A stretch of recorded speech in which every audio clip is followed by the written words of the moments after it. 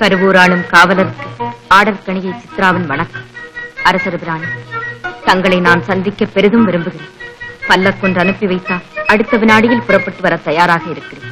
சித்ரா. சித்ரா. ஆஹா ஆஹா, சபாஷ் ஆழ்வார். பாதி தூரத்தை என் படை கடந்த போது மீதி தூரத்தை வெற்றி கடந்து வந்திருக்கிறதாடா, வெற்றி கடந்து வந்திருக்கிறது.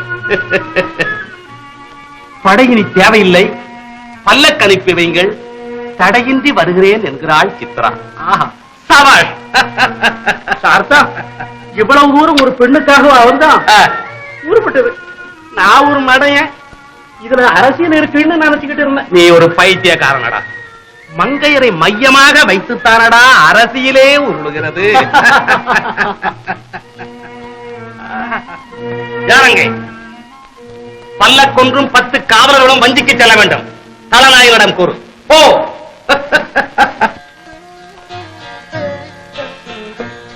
பல்லக்கு வந்துவிட்டது. என்னம்மா புன்னகை புரிகிறீர்கள்? கருவூரின் நரக வாசலுக்கு உங்கள் சுமந்து செல்லும் காலத்தேர் வந்துவிட்டது. அம்மா, மலரினும் மெல்லிய உங்களை அரசியல் நாடு விட்டு நாடு அழைத்து போகிறது. கலங்காதே மங்கையர்க்கிறது. அடங்கி கிடப்பது மார்பரை தழுவதும் பெண்மையின் 2 குணங்கள். நான் எப்படிப்பட்ட இடத்திற்கு போகிறேன் என்பதும் எனக்கு தெரிகிறது. யாரை சந்திக்கப் போகிறேன் என்பதும் எனக்கு புரிகிறது. புரிந்துமா புன்னகை புரிகிறீர்கள்? மங்கையர்க்கிறது, ஒன்றை நடத்தி காட்டியே தீர வேண்டும் என்றால் அதை சிரித்துக் கொண்டே செய்ய வேண்டும். உலகத்து சக்திகளுக்கெல்லாம் உன்னத சக்தி என்னுடைய இருதயம்தான் என்ற நம்பிக்கையோடு புறப்படுகிறது. கலங்காமல் வழியன. அம்மா, திரும்ப திரும்ப நினைத்து பார்க்கிறேன். நீங்கள் தப்ப முடியும் என்று எனக்கு தோன்றவில்லை. காதல் நாதனுக்காகவும் கண் போன்ற நாட்டுக்காகவும் கருநாகத்தின் முன்னிலேயே திருநாள் கொண்டாடுகிறேன். ஆடும் நாகம் அருகில் நெருங்கினால் நச்சுப்பல்லை பிடுங்குகிறேன். நாகத்தை 4 துண்டமாக்குகிறேன். கணவனுக்கு பேய், பகைவனுக்கு பேய். புறப்படுகிறேன்.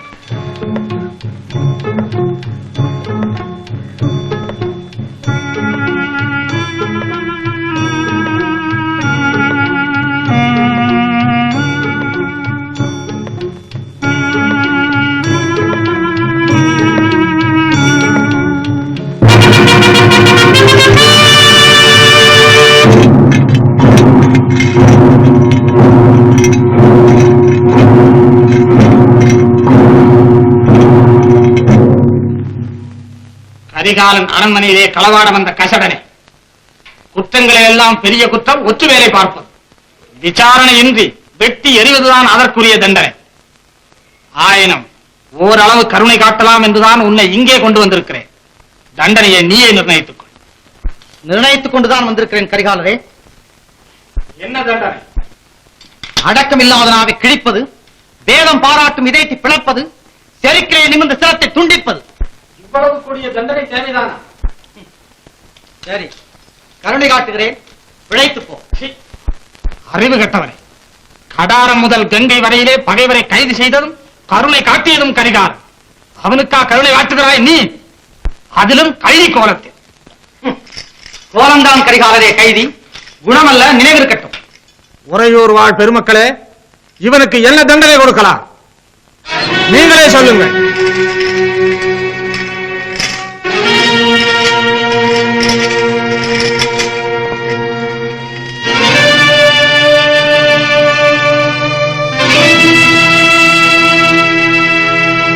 ஏன் திகைக்கிறீர்கள்? அவர்கள் திகைக்கவில்லை கரிகாலரே, நீதி அவர்களை திகைக்க வைக்கிறது. என்னை அழித்துவிட உங்களால் முடியாது. உங்கள் மக்களவே கேட்போம். காவிரியின் பெருமக்களை, நான் குற்றவாளி என்றார் கரிகாலர். நடந்ததை கேளுங்கள். பெண் கேட்டனுப்பினார் சேர மன்னர் கரிகாலரிடம். இல்லை என்று ஒரு வார்த்தை சொல்லியிருந்தால் சொல்லையே பிறந்திருக்கார். ஆனால் சேரன் குலம் கெட்டது, குடி கெட்டது, தாய் முறை கெட்டவள், நெறி கெட்டவள் என்று பிறப்பை முன்வைத்து ஏற்றினார். முறையூர் என்று பெயர் பெற்ற உறையூர் வாழ் மக்களே, நீங்களே சொல்லுங்கள். தவழ்ந்து வரும் காவிரிக்கு வேகம் உண்டா?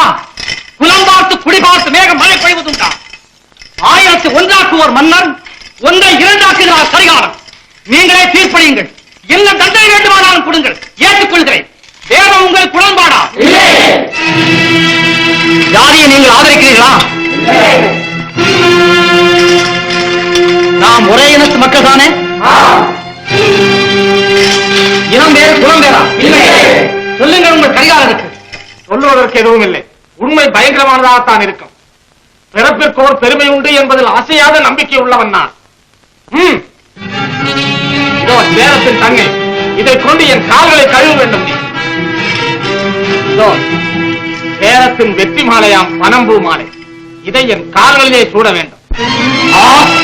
செய்து முடித்தால் நீ விடுதலை பெற்று பிழைத்து போகலாம்.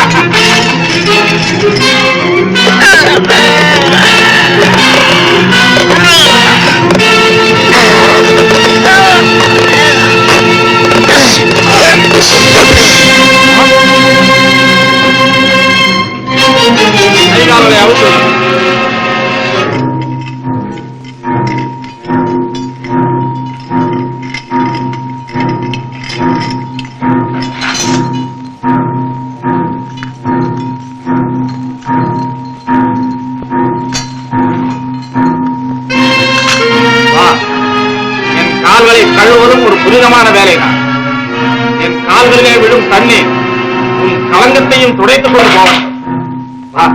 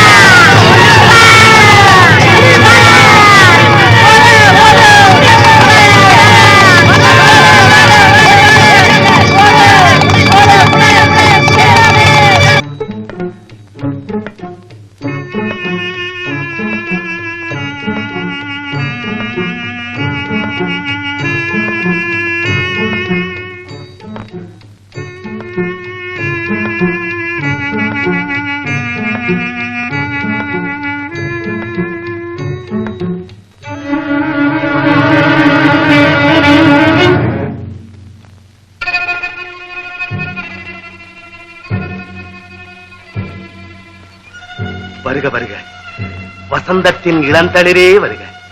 வாடாமலரே, காலகாலங்கள் கடந்தாவது இந்த கனிகண்ணனை காண வேண்டும் என்று ஆசை வந்ததே. ஆஹா, அதுவே என் பாக்கியம்.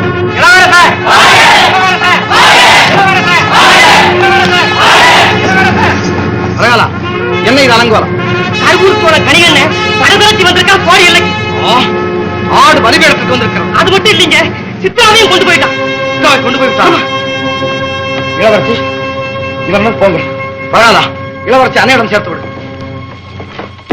பாங்கான மொழி பேசும் பைங்கிலேயே காணாமல் நீ இருந்தாய். நான் கலங்கினேன், கருகினேன். என்று உன் வருகை எனக்கு எல்லையில்லா இன்பத்தை அளிக்கிறது. கண்ணே, நெடுநேரம் நின்றால் கால் வலிக்கும். பஞ்சனையில் அமரு. இல்லை, கருவூராளும் காவலர் நீங்கள். ஏழை குடியில் பிறந்த ஆடல் கணியை நான் தங்கள் எதிரில் அமரக்கூடாது. நாட்டுக்கு நான் மன்னனானாலும் மனைவிக்கு நான் கணவன் தானே. வா, கைப்பிடியாகவே கரூருக்கு செல்வோம். சிங்காதனம் உன்னை அழைத்துக் கொண்டே இருக்கிறது. இல்லை இல்லை,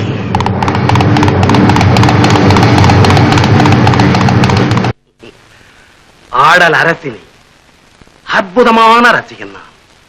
அழகு சிலை நீ, அதற்கேற்ற மன்னன் நான். கலையோடு கலந்தவள் நீ, உன் உயிரோடு கலந்தவன் நான். ஒரு நாளும் திருநாள் தான். வா கண்ணே. முடியாது முடியாது.